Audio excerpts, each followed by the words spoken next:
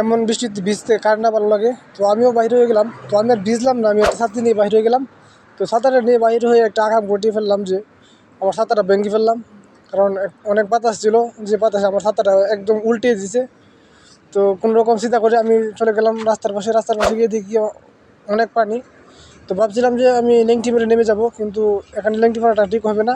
তাই আমি লুঙ্গিটা একটু কাঁথা দিয়ে নেমে পড়লাম। তো পানিতে নেমে দেখতেছি সেখানে হাঁটু পানি। তো এখানে আর গোসল করা যাবে না, তো আমি পানিতে হাঁটাহাঁটি করতেছি। কারণ পিছনে দেখতে পাচ্ছেন যে অনেক পানি এবং পুরো সাগর হয়ে গেছে লাগতেছে, এবং পানিটা অনেক ময়লা, যার কারণে আমি আর সেখানে ডুব দিলাম না।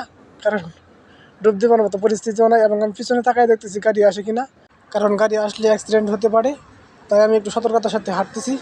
এবং আমি এক বাইকে দিয়েছিলাম যে আমার একটা ছবি তুলে দেওয়ার জন্য, কিন্তু সে বলতেছে আমার ভিডিও হয়ে গেছে।